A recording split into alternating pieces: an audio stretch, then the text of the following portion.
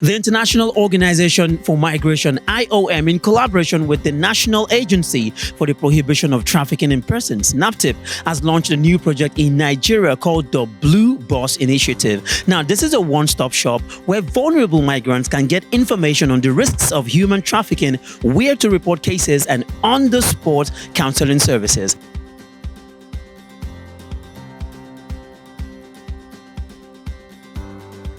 Prevention is awareness creation, and part of the way we do awareness creation is to do campaign like this, market campaigns. We go about talking to market women, that is market leaders. Sometimes we do community dialogue. We go to rural areas and do community dialogue. Sometimes we do town hall meetings with the traditional rulers. So these are some of the ways we talk to people in terms of creating awareness. One of the ways is what we are doing today, sensitization to communities, places of worship, schools,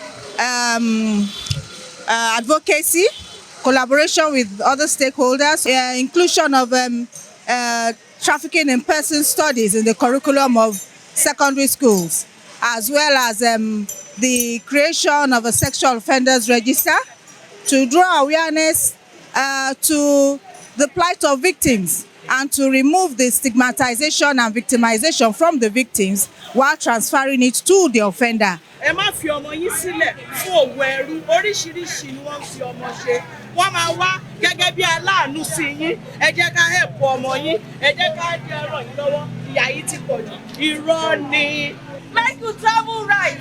Don't go do wuruwuru. Don't go through the desert. Make you go embassy. Go carry visa. Make you travel well. The grass is never greener on the other side. Wherever you find yourself, you can always make do and make the best out of it. Many a time, some of our youth have been duped with the sole purpose of, okay, I'm going to get you a job. So whenever you are promised these lucrative promises, be it your relatives, be it your friends, you need to look further. As we say, you need to shine your eye further, because not everything that you are promised is actually true. There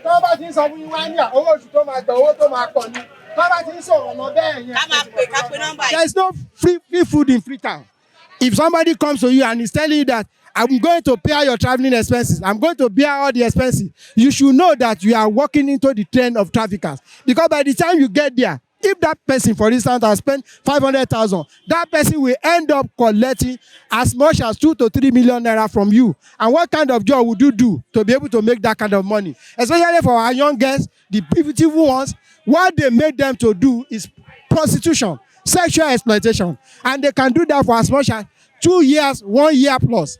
You can imagine a girl sleeping with 10 to 15, 20 people in a day. And whatever is made out of that sleeping with that person is collected by another person. So it's serious exploitation on the part of our young girls. And when reports come to the agency of reports of a suspected perpetrator, the agency has a rapid response squad who springs into action to go and arrest the perpetrator and rescue the victim, removing the victim from that vicinity to protect the victim. And when they are arrested, we prosecute them, we take them to court. And we have a lot of jail offenses, jail term, and the minimum in our law, 2015 law, is 5 years imprisonment. We have as much as 30 years imprisonment. For all the returned migrants who we've assisted, there are different processes in which we take as an organization to ensure that they are fully reintegrated back into the society. One, of course, is whenever they come, we do what we call a screening. Screening is whereby we are working with different government partners. Whenever they arrive, we do a screening to ascertain that those who have medical health. So, of course, you have to separate them from those who don't have medical health issues. Those who are fallen victim of trafficking, NAPTIP take their cases. But all in all, once that has been done, they are taken through a business skills training. Once they have done the business skills training, they'll be reintegrated in terms of, we provide what we call in-kind integration, whereby you tell me, this is the business I want to open. If it's a tailoring business, IOM will provide the necessary tools that are required to start a tailoring business. For instance, if you have gone for tailoring, we ensure those victims are empowered. And that is what we do. And then at the end of the day, we rehabilitate them back to the society. And in the course of all this, we do family tracing for them. We want to ensure that these victims of survivors going back home, are they going to be okay? Are going to be safe? Are they going to a home that we can call a home? So these are some of the things we do to the victims or survivors of human trafficking. The main objective of the Blue Bus is, of course, to sensitize the different communities on issues of human trafficking, but not just sensitizing them on issues of human trafficking, but also where victims can be able to get assistance. So with the commencement of the project, we hope through our partnership with the National Agency for Prohibition and Trafficking in Persons, they can be able to reach out to as many people as they can with messages on issues of human trafficking. What are the indicators of human trafficking, with the sole aim of enlightening the community and even telling them where they can be able to report these cases. So today we are just commencing in Lagos, but this is a program that will run in 3 states, that is Lagos, Edo, and Delta. And the main reason why IOM chose this location is out of over 21,500 returned migrants that we've assisted from April 2017 to date, majority of them come from Edo, followed by Delta, and then Lagos. So that's why this is our key project site for sensitization issues.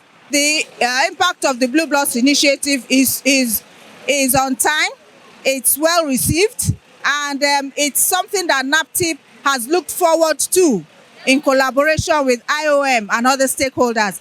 This would ensure and also assist NAPTIP to reach out to more areas, meet more people, meet more communities. As you are now, the bus has been parked here in Oshodi. Everybody's looking, everybody's wondering, you know, it's something they see. It's something, when they pass, they look at it, oh, what's happening? So apart from coming here with our flyers, apart from talking to people, they can see that NAPTIP is serious and we are making impact. The impact of the Blue Bus now is another dimension that NAPTIP and IOM is bringing to sensitization and awareness creation. It's creating awareness through travel experience. We will see our vehicle now, this IOM bus, this our Blue Bus now, will be going from places to places. And when we get to those places, we will talk to people. Inside there, we have our counselors. When people want to ask questions, they will go into that bus, they will ask questions, they will answer them. They will also have a film that will show for them. And the film will show what is actually happening in trafficking. The movement, the recruitment stage, the movement stage, the transportation stage, the exploitation stage. The video will show all that, so that when you are looking at it, you are seeing in real practical terms what is happening in trafficking.